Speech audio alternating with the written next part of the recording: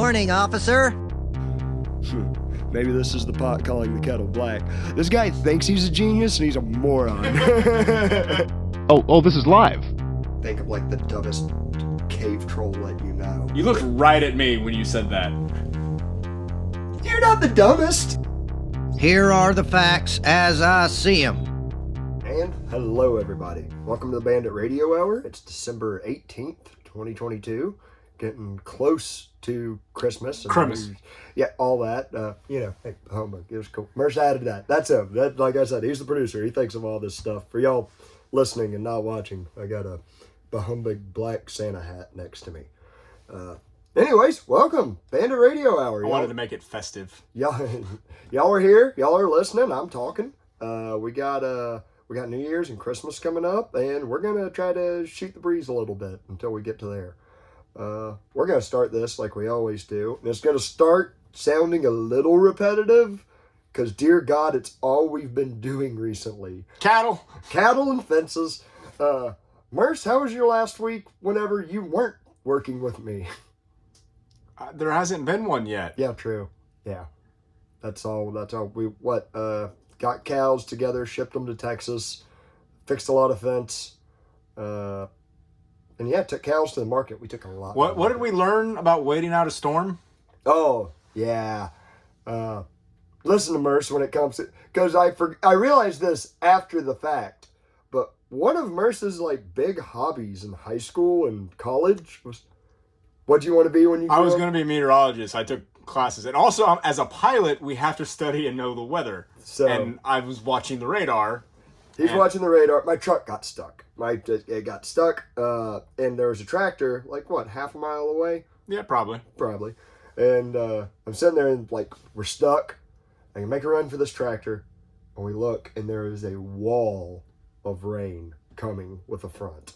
And Merce shows me the radar and says, hey, that'll be here in 10 minutes. And no, I said it'll be here in 10 seconds. I said it'll blow over in 10 or 20 minutes. That was it, yeah. And you're like, why don't you just sit here and wait? And then you won't have to get wet running to the tractor. And for about 10, I hesitated. I said, Merce, you're probably right. And I closed the door and I sat in the truck for 10 seconds. And all of my instincts said, to hell with that idea. And I said, I'll be back. I jumped out of the truck, ran, made it probably a 1/10 of a mile, started feeling rain hit me. Merce said by this point what you just saw. I couldn't even see you anymore. The storm engulfed me. I was like, oh, he's dead. Because there was lightning and everything. I was like, oh yeah, it's going to be 2 hours later. Strong lightning everywhere. I was just picturing 2 hours later. I was like, he's coming back. Yep, he's coming back. And you're just fried in a pasture. I noticed if I ran fast enough, I could outrun it. But due to my endurance slowing a little bit, I would slow down and it would catch back up to me and I'd have to put it in high gear. But I made it to the tractor that's somewhat closed cab, with the ceiling falling in on it. The inner, what do you call that stuff? The headliner falling in on it. But we hope to be one day. Yeah. And then I drove that son of a gun back through the rain, got us unstuck. As soon as I got back in the course of 5 minutes, I was gone. 10 minutes, maybe. I would say 30 seconds after the truck was unstuck and you put the chain back on the tractor. Yeah, the sun comes out. Everything's dry. Not another drop of rain. So. Told you so. Yeah. Listen to Merce on weather. Noted. Weather and I was wrong about the hurricane, too. Just a little wind and water. Everyone's freaking out. Oh, it's not going to be that bad. Everyone's freaking out over nothing. Just one of the worst disasters to hit Florida ever. Yeah. Bandit predictions. My favorite is you called me in the middle of it. You're like, I might have been wrong on a few points. My house sounds like a train is driving through it. Me and my daughter are just up looking at the windows waiting for them to implode. So, yeah, that was the last week. Not the hurricane, but running through the rain. That, and I tried to do Christmas shopping today. And good God, it was miserable. I just got 5 things. I'm like, I'm out of here. It costs a lot of money. I got to be around people at Walmart. I was going to get some stuff on Amazon, but one of the things was a beanbag chair for my daughter. And Amazon's funny because it'll be 90 5-star reviews. And you read the 5-star review. Best thing I have ever bought. Changed my life. All my friends love it. They come to my dorm room to hang on my beanbag chair. And I'm like, not realistic. Let me go to the 1 stars, and it's like literally shit arrived in a box. Like, here's a picture. And I'm like, which one is it? So, for some things you can do it like a little, I don't know, doohickey. That's your word. Doohickey? Am I 90 years old? Yeah. Anyways. But no, beanbag chair, I'm going to go to Walmart and get this. Well, the scary thing is now, too, we're getting, I think, basically by tomorrow, if you haven't ordered it, you're not getting it before Christmas. Yeah, that's... And I really haven't started. Prime that stuff away, baby. Ship to me. I'm just going to speed run through the Target and the Walmart. I got the big ones out of the way, and now it's just like stuff I can go to Walmart and get. Anyone out there wondering what to give a loved one, gift the Bandit Radio Hour podcast. Yes. The gift that keeps on giving. Sponsor. You can just say your name on the air. There you go. $5. I'll be a clown and dance. Just dance. No, actually, I won't dance, but I will be a clown. I got 2 left feet. Unless I'm so drunk I can't walk, I can't dance. And I try not to get like that anymore. No more forever. Although, I really do rarely drink. But I feel like every time I say that to somebody, it's like, oh no, I'm not really that big of a drinker. Just so happens the next weekend I'm in some... Rager, yep. And it's not very often, but it happens. When my kids are away, I don't... nothing around my kids. But yeah, what? So anything else exciting in our local neck of the woods? I don't think anything right around here. Nothing major, but at the same time, we've been working. You don't really get exposed to a lot on a horse in the pasture. Dude, I kind of apologize, everybody. I've been out of the loop for everything on media, which we'll get into that. Just hang on. And kind of some of the stuff I enjoy researching just as a hobby. It's like when I get done at 9 o'clock at night and get my kid to bed, I'm checked out. If I'm not preparing for the next day, I'm cashed out. I'm done. But I pay attention to a little bit of stuff we can get into. I saw that John Fetterman is Time Magazine's most stylish person of the year. They're literally just slapping us in the face at this point. They're screwing us. Yeah. They're screwing with us. Between Zelensky was Man of the Year. Yeah. Which, by the way, I was talking... it's funny. I was talking to a blue-pilled person the other day. And when I say blue-pilled, they might watch MSNBC or Fox News. It doesn't matter if they're conservative or liberal or whatever. It's just they kind of tend to believe everything that's coming off the TV or the Twitter box or whatever. In a way, though, what a nice, ignorant way to live. Oh, yeah, and I don't know, because I see some of them... Because once you realize what's really going on, it's terrifying. Oh, dude, it is, but you see them get outraged about certain things, and you're like, oh, this is such a minor thing to get, I don't know. The abortion is what comes to mind for me, but I know, some people really take that, especially the chicks. Hi, ladies. Sorry if I just pissed in your Wheaties. This is a bad road. Abort! Yeah. Let me back out of that. But there's other examples of where... But I was listening to this blue-pilled person. I'll give one example of... they were super pro-vaccine and pro-everything, on that end. But then Ukraine came up. And it was interesting to hear this person just go Zelensky is, horrifyingly evil. I can't believe he's not negotiating to try to reduce a war and trying to do... And I'm just like, that's refreshing to hear from someone who's... this is one of those people that buys every book that a president has written, despite, no matter if it's Barack Obama or Donald Trump. And they didn't write it in the first place. No, it's a ghost. I don't know why. You just made me picture Trump sitting down in deep thought with a pen, Dear Diary, I am the greatest. He's got one of those, you have the voice activations, to unlock it, yes. From the middle school. Yes, and it's golden, has a big T on the front, and just everyone else, loser, especially DeSantis. He thinks he's better than me? He's not. Everyone knows this. I'm not hating on him. It's just that thought of him. Wonderful. It's the chef's kiss. But yeah, getting off of that, getting into more current events. Something we kind of mentioned last time, but we didn't. I didn't feel like we got a there wasn't enough of it out and all at once. Like the Twitter files are kind of coming out in chunks. But man, every new chunk at least makes me feel very verified with what I believe.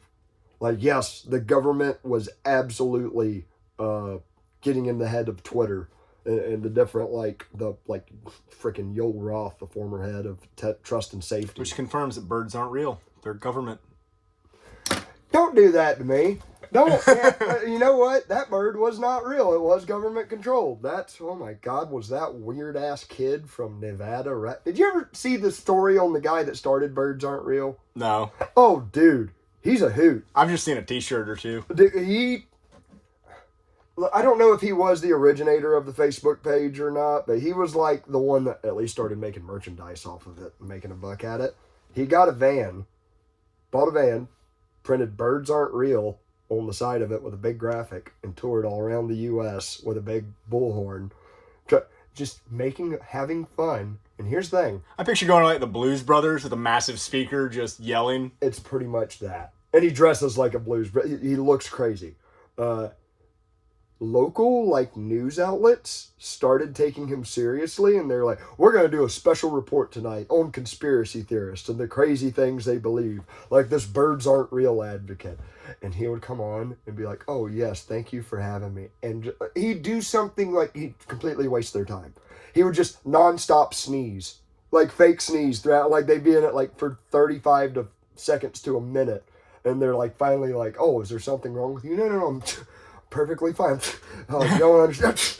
Another one, he just vomits on set, like he was just there to ruin their night.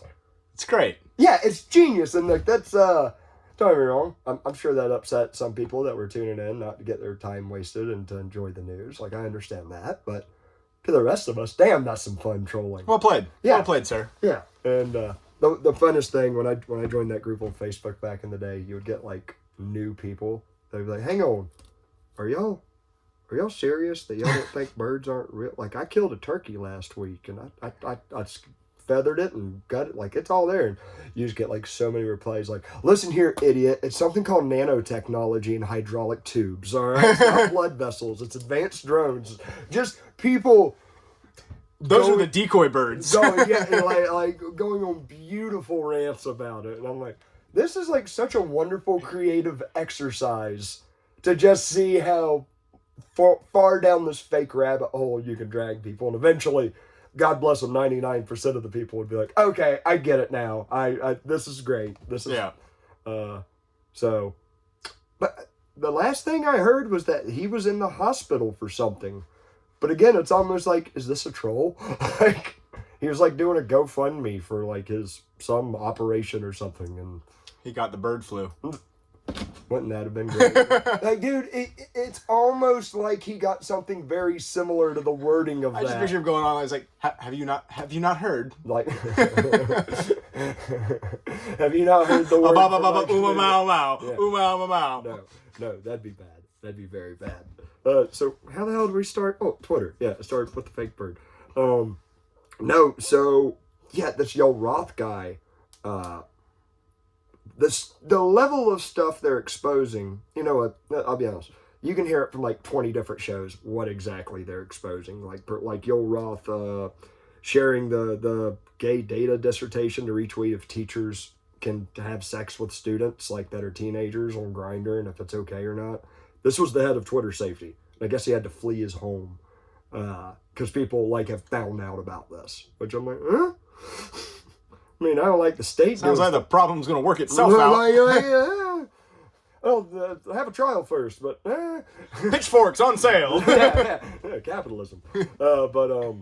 No, what is amazing? I mean, it's not surprising, but it is amazing.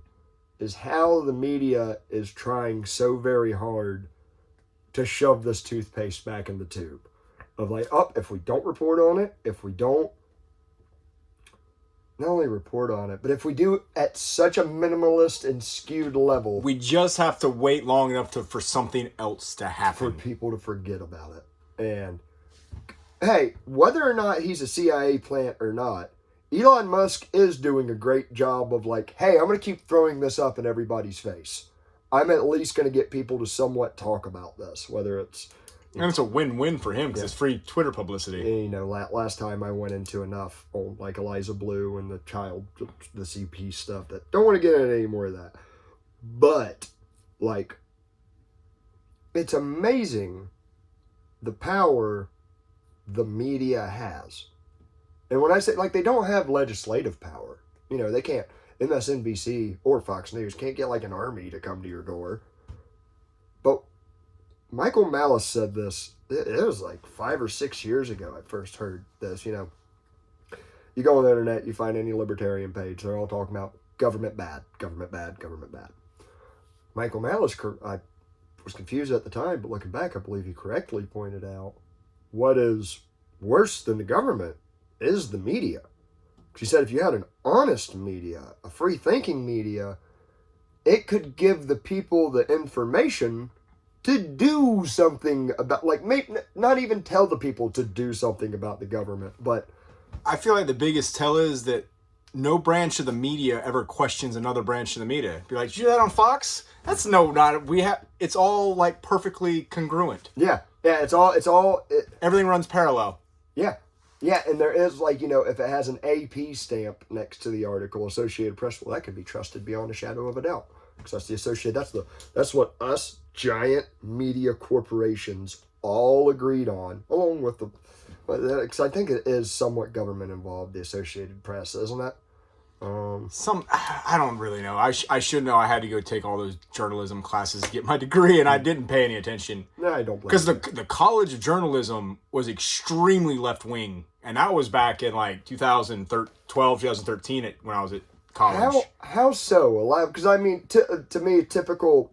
Like, I had some left-wing teachers at my community college. There were just, I don't really remember anything offhand, but there would be snide remarks. I remember I had to, like, gear my papers a certain way because I, like, talking to other people that had the classes before. You know, I can't, like, think of exact examples, but there'd be certain topics that you talk about current events, and I was, like, advised, make sure the paper is going to be what the professor wants to hear. Yeah. So, I didn't whatever, just give me I'm just here to get through and get to the bar by happy hour. And here's training in how to kiss ass. Yeah, essentially. That's what it was for the I think I had like a year, like two semesters I had to go take it because it was part of my degree. But I was in the College of Ag, and other than that part in the journalism, it was just like normal college experience. So when I hear like all these other people talk about stuff, I was like, okay, yeah, I could see where it was a little like that. Here's my question. Would you say most of your professors, what kind of, like, liberal were they? Like, or not what kind of liberal, I guess I should classify that. What kind of lefty? Like, were they, like, crazy hippie, or was it more like champagne socialist?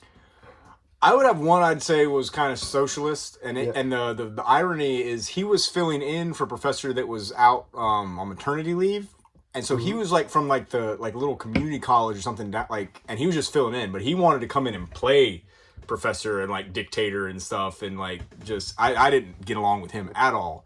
And then I had like the typical full hippie that was all like, you had to do this, and then would like just bring up feminism and like all kinds of stuff, just like and braid like, her armpit hair and I'd be like, you're telling me how to not use or use the Oxford comma, like how did this come about? Like, you know, I had at our small community college, looking back on her, we had this English teacher, and God bless her, she was like a very nice person, like in all other aspects, but she was like she was very young. Like, I think she had just gotten out of college and gotten her like teaching degree or something like that. But I remember her introducing the idea of postmodernism, and she was like an English teacher, like with writing and reading and crap like that. And I remember her like getting so excited about it. And I was like, what is this postmodernism? And now you hear it talked about a lot, this back before you heard it a lot. And she goes, well, it's the idea of something, at least in a narrative sense, like something is extremely weird, but everyone treats it as if it's not. Like everyone just pretends that's normal life. And one of the examples we read was how it's like a Western, short Western story where a guy walks around who's been shot like 20 times and has holes in his head, but he still goes up to the bar and gets a drink, and everyone goes, "Hey, Frank, how's it going?" "Oh, I'm just a gunfighter," and da-da-da. And, you know, that something that shouldn't be normal is treated as normal. But I remember her saying that to us in such a more passionate way than I just did.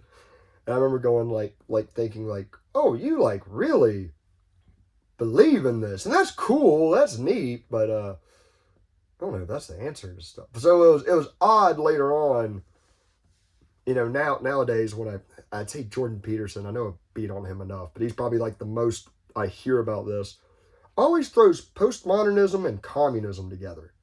And that is something that just, I don't see how those two things are like linked at the hip.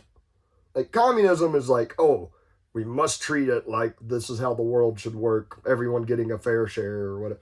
And postmodernism is like nothing's real. And it's like I don't know. That just troubles me. I want someone to make that make sense to me, how these two are so... It's easy. They're both wrong. Okay, I mean... Yeah. You know, I'm not a postmodernist. I'm not someone that, like, essentially believes it. But I think it's like an excellent thought exercise. Is like going to, and how I've heard it best described, like outside of a narrative sense, outside of like a story, is like there are no solid, indistinguishable facts. And you could take this, like, and what a postmodernist, which I'm thinking of someone like Thaddeus Russell, would say is like, you know, what's something we know is right? Well, that's up and that's down. And he goes, well, not technically. So that's up to us right now because it's relative. But what's down to us, you go all the way through the earth, you come out China, that's up. He's like, so all of our information is like relative. And I don't necessarily, like, I think there's some hard stuff in nature that you can't, that's indistinguishably true. I'm just not really smart enough. And that's just one I feel. That's one I'm very conservative and lead on my heart. But, if it's not, oh well, I don't care. I don't care. I'm not that super passionate about it either way. But I like knowing about the stuff. Yeah.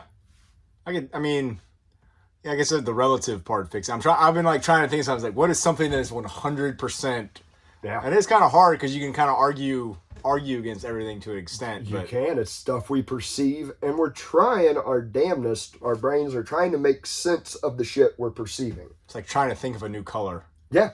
And you just can't, like, even colors, it's like it's just your brain going like, this is different than that. All right, let me find a way to make it different. All right, I'll shade this one this way and this one that way. That's wild. That's insane our brain goes to those levels.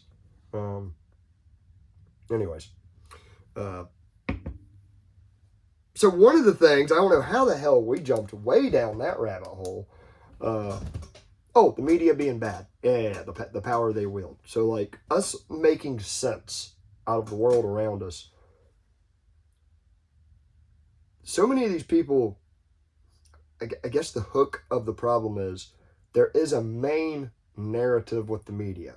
Like you were saying, like, there's such impassioned debate within this agreedness. Right. Within this, like, well, Fox News is as right-wing as you can get, and MSNBC is as left-wing as you can get. And they got to stay in that middle ground.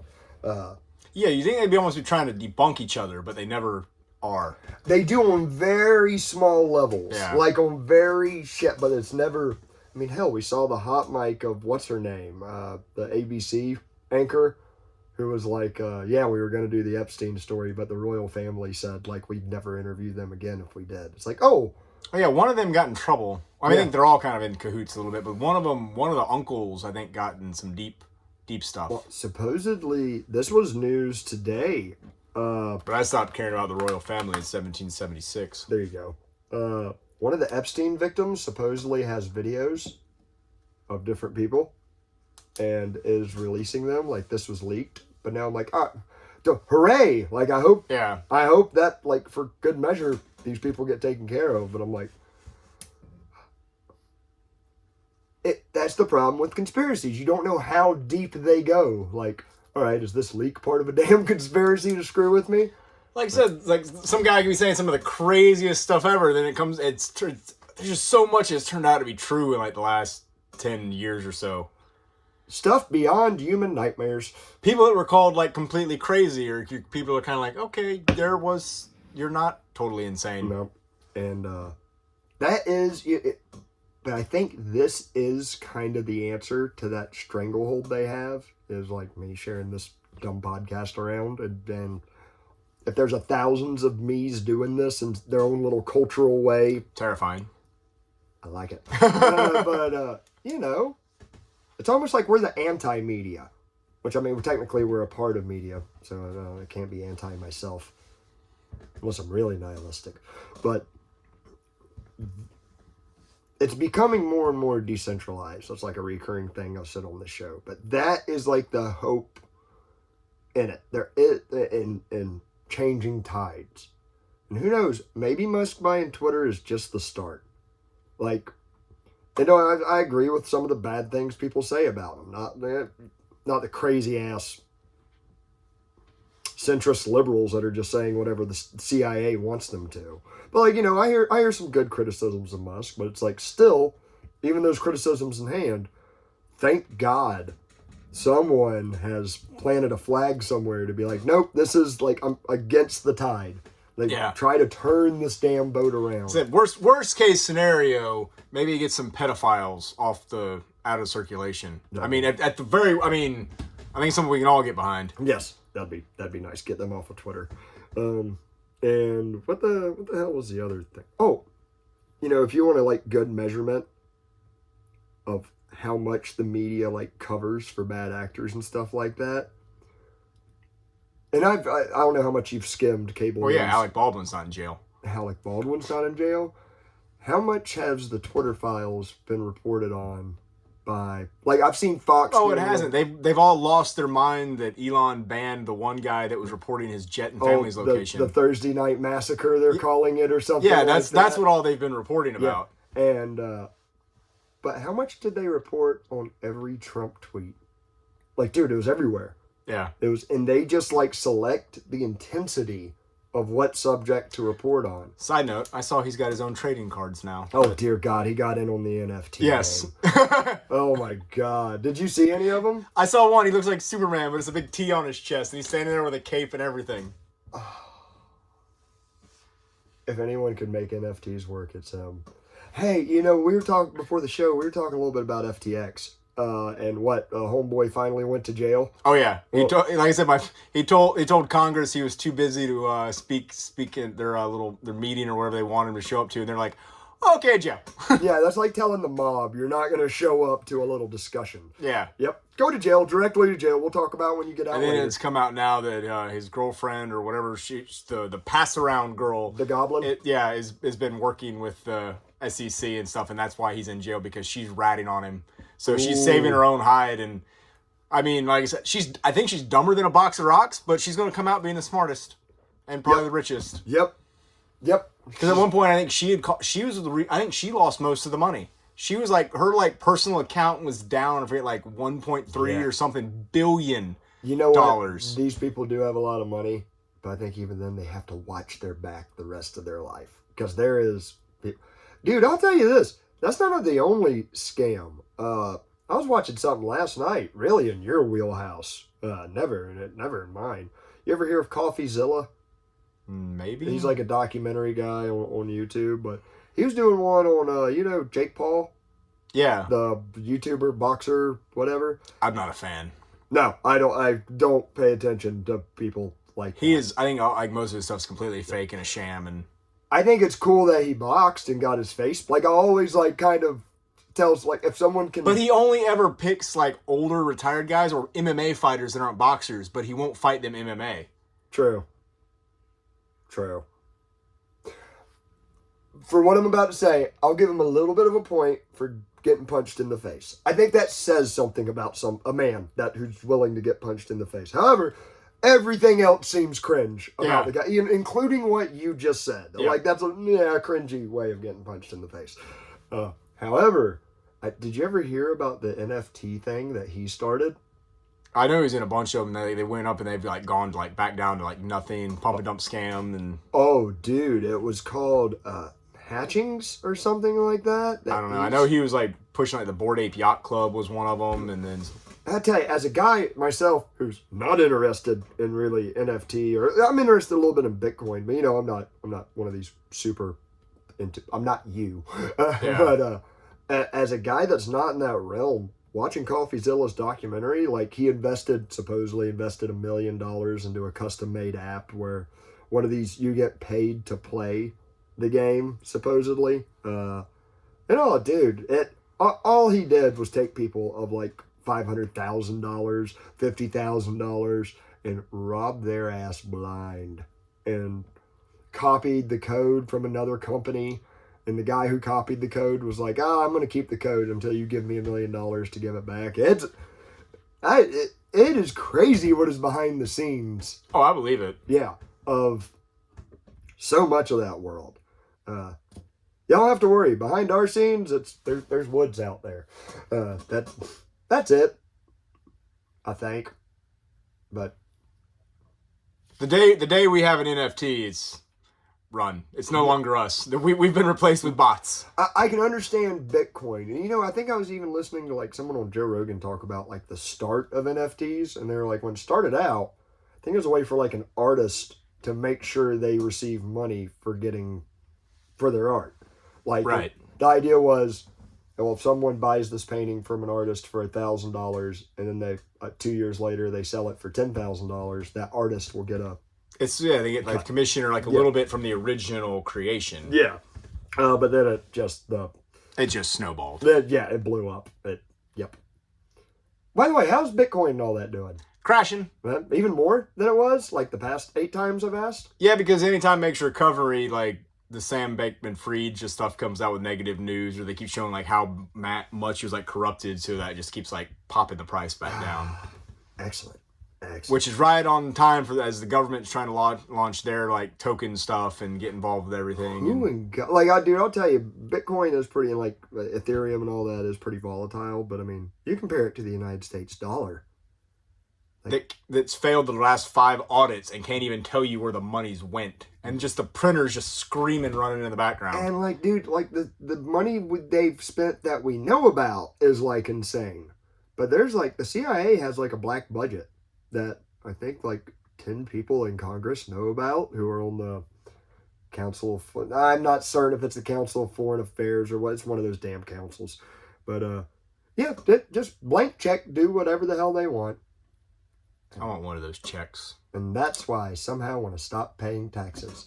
Legally, please don't come and get me, IRS. Y'all have actually been keeping my tax return for like 8 years, so I got a word or two to say with you. But... So, getting into like our last little chunk of it tonight. Not like little bit, but big chunk. Something we were talking about off air. Murph's really fan of the brimstone and fire, of like that kind of church, of like militant Christian soldier almost. And I like some aspects of that. I like maybe like keeping yourself disciplined until like a high, almost like the regiment of a soldier or something like that. Like I think all that's great.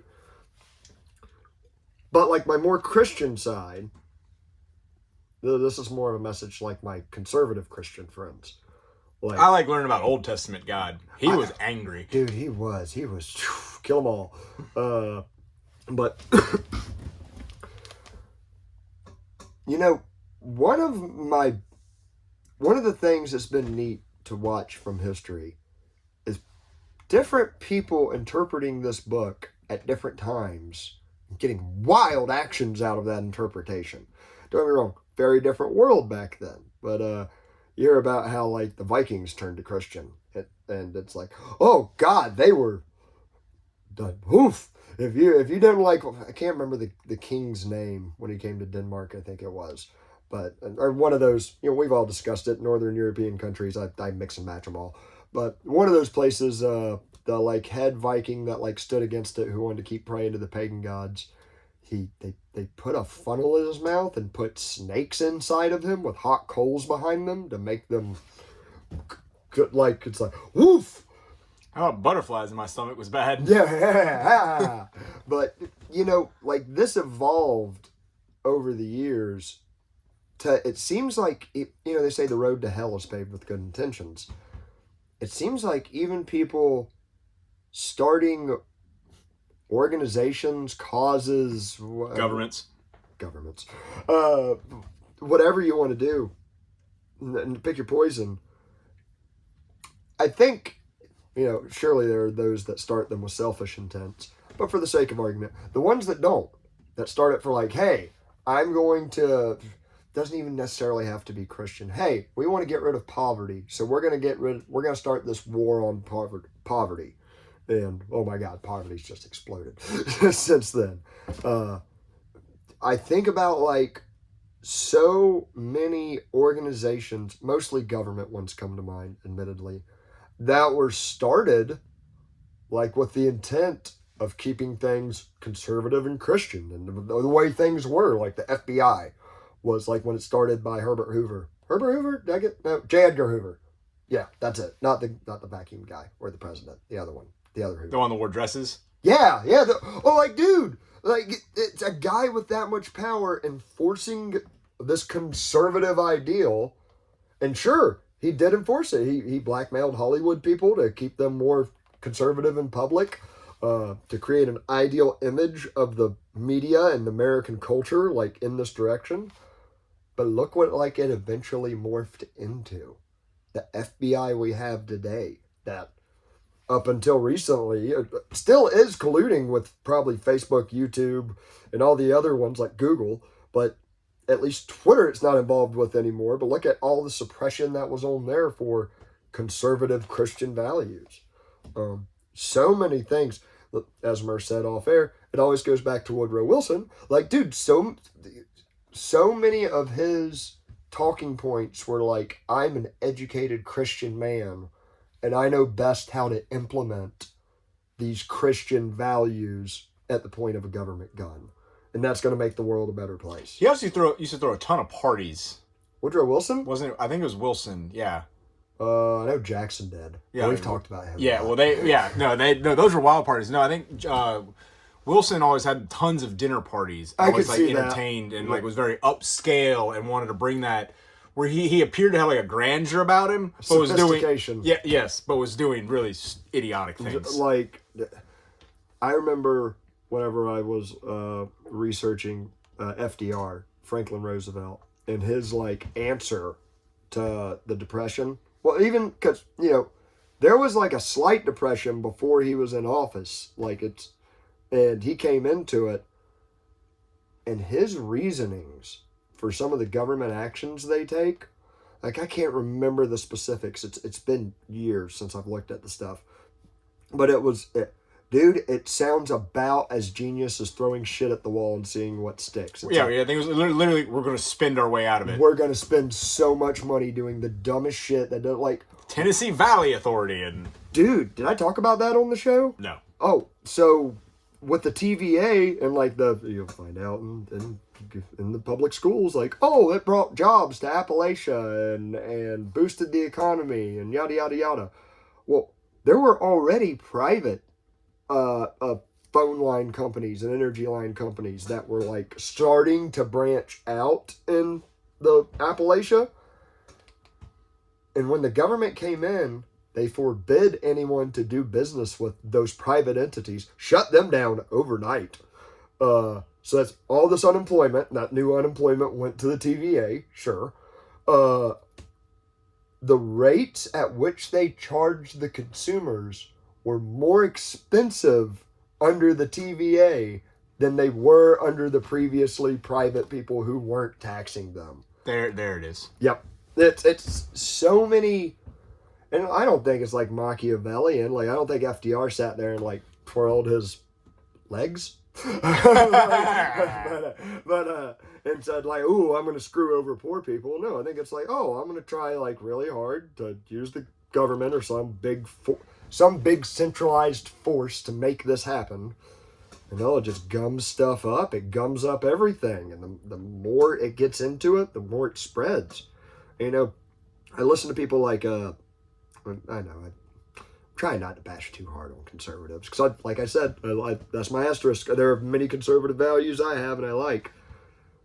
But there's almost like this narrative, like, oh, this justice system, this governmental system we have used to be a very nothing but good thing. And we've just let the wrong people get their hands on it. If we just change the people, everything goes back to our utopian vision of the past, but with just better things. Like, no, man, this has been a gummed up, malicious system.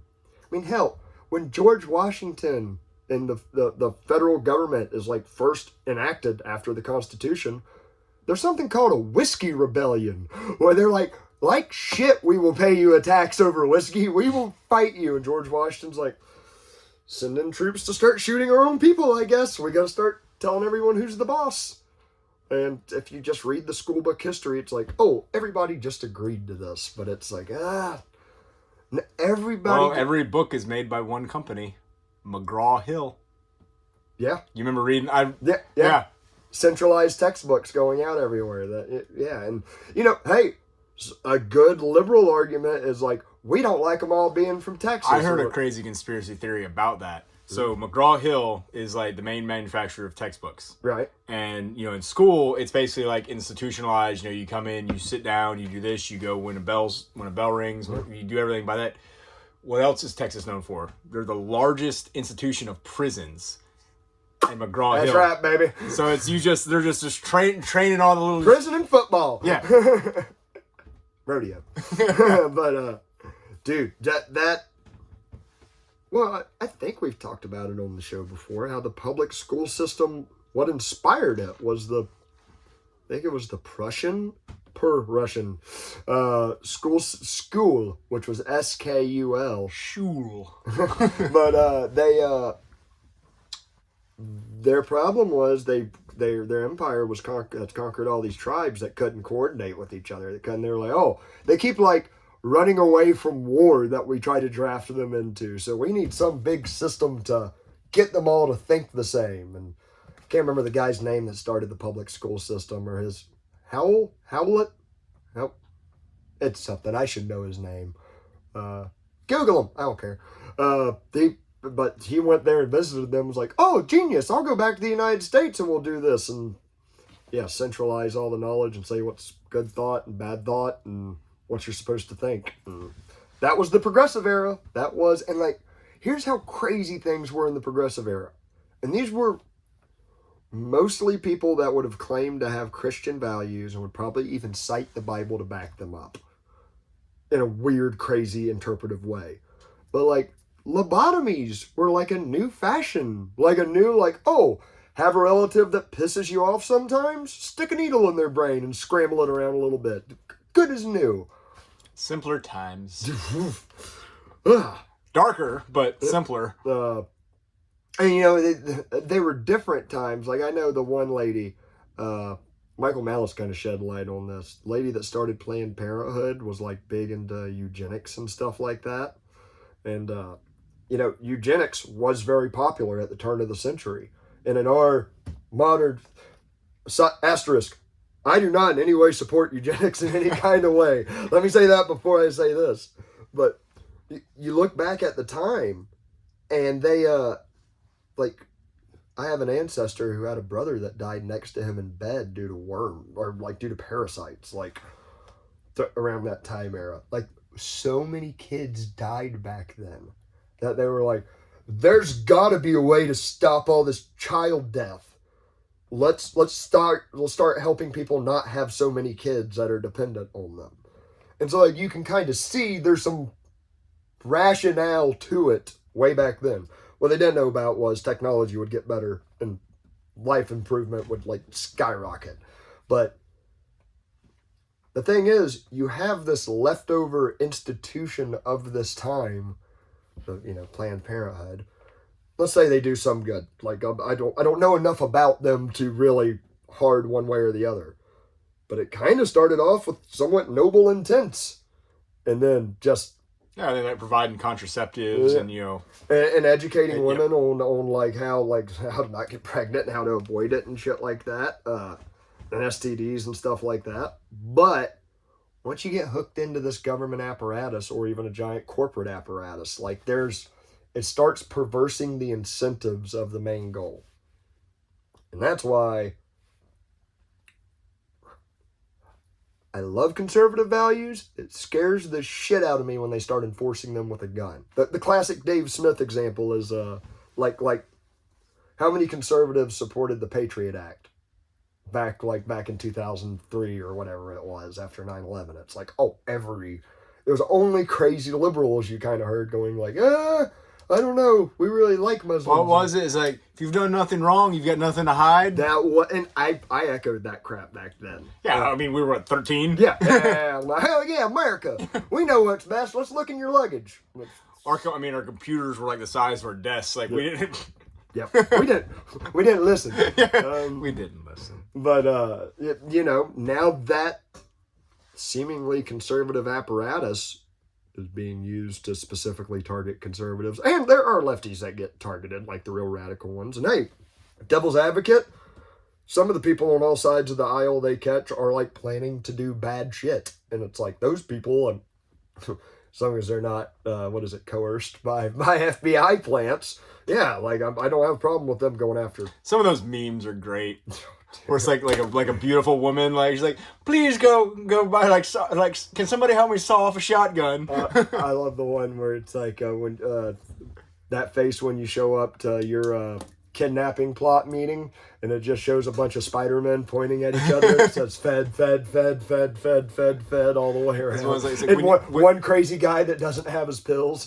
It's like when you meet all your online friends at the gun range and it's nothing but black Suburbans pulling in. Oh no! Hey, all right, question. Patriot Front. You know who I'm talking about?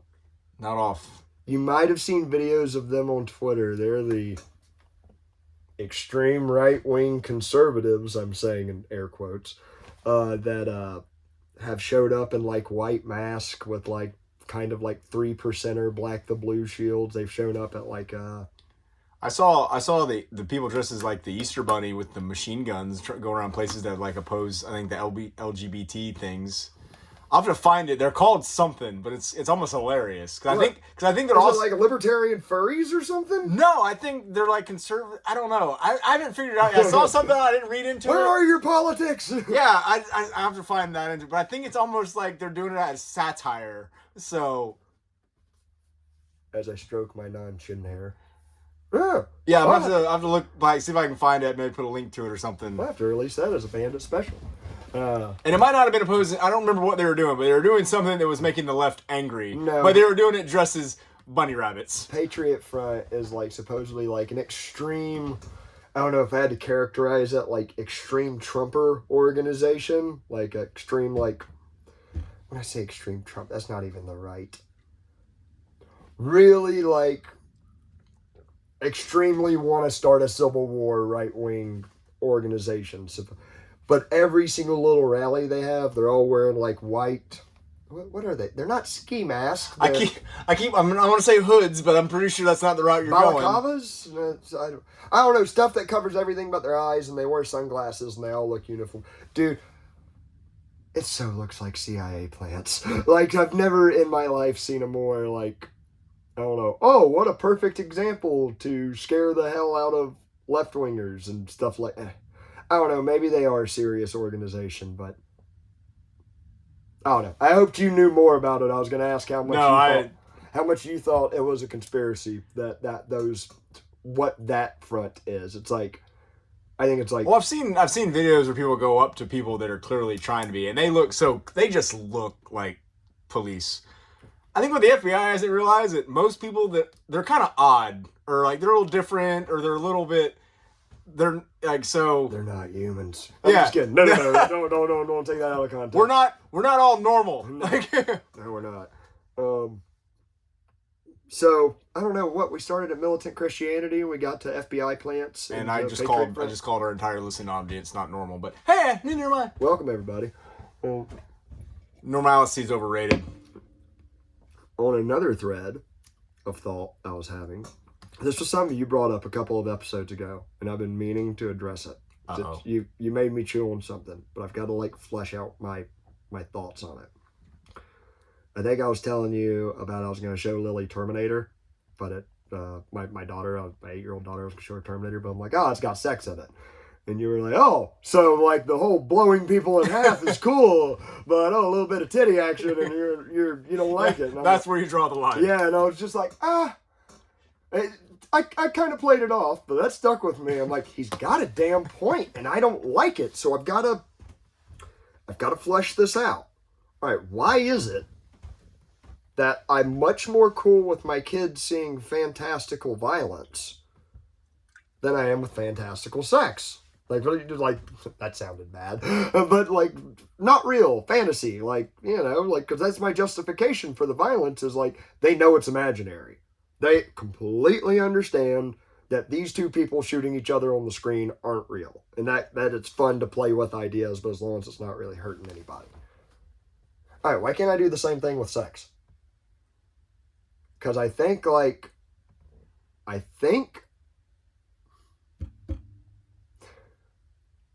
there is a specialness to sex. I say as a single man in his 30s. But for real, like Tom Woods did a great little blurb about this. As a society, put my Joker makeup on, but as a society, we actually judge, like there's regular crimes and then there's sex crimes, from like rape to anything else. Like that has a much more severe punishment with it. Yeah, that's why the Gators just got blown out in their bowl game, because our quarterback is in jail for child. Oh, CP? Yeah. Oh, that's right. I remember you mentioning that to me. Yeah. So we were playing with our third string and got destroyed. Dude, as much as I don't pay attention to sports, I remember like growing up, it's like Florida was the sports teams of our childhood. I mean, Miami owned the 80s. In the early 90s. Yep, Florida State came behind, started owning the 90s all the way up until the 2000s, and the Gators just honestly took the hell over and ran it for a while. Now they all shit. And the Tampa Bay Buccaneers were Super Bowl champs. But, yeah. We weren't blown out, though. We got a field goal. Oh, God, y'all suck. With like less than a minute left. Poor bastard. Anyways, what I was getting to is, I'm really trying to find a way to justify my feels. Yeah. and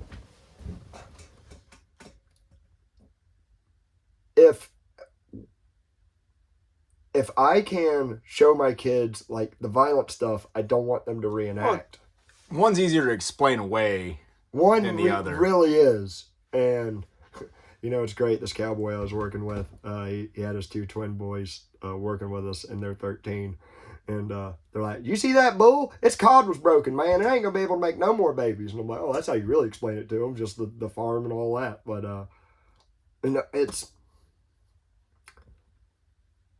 that idea at such a young age can be misinterpreted because it's such a nuanced subject. It's such there's a real gray area in a lot of that.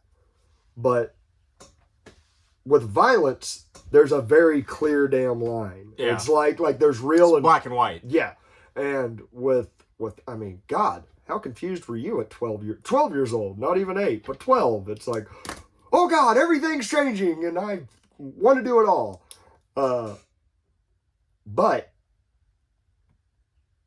that's my justification for not showing my daughter Terminator. I don't. So you didn't show her Terminator? No.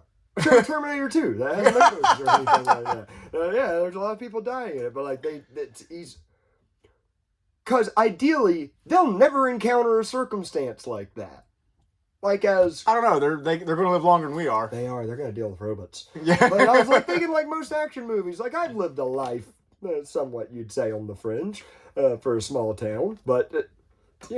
Never seen a gunshot shootout in my life, or have you? I don't think so. I saw someone get accidentally shot. That was wild. I've seen somebody die in front of me. Oh, you did. crop dusting? Well, no, not that one. That was at like That one. Well, no, I didn't actually like see that like happen like right there. I wasn't like, but no, I was actually at work at the canoe outpost, and I just hear this like I'm out in the parking lot. I just hear this like banging, like do, and I look over and there's a Suburban just rolling, spiraling down the road sideways, and I see a guy go flying out the top like 30 feet in the air and come down and just like splat on the road. Another one's like squished and run over there. And how old were you? Like 18? I was like 17. Yeah.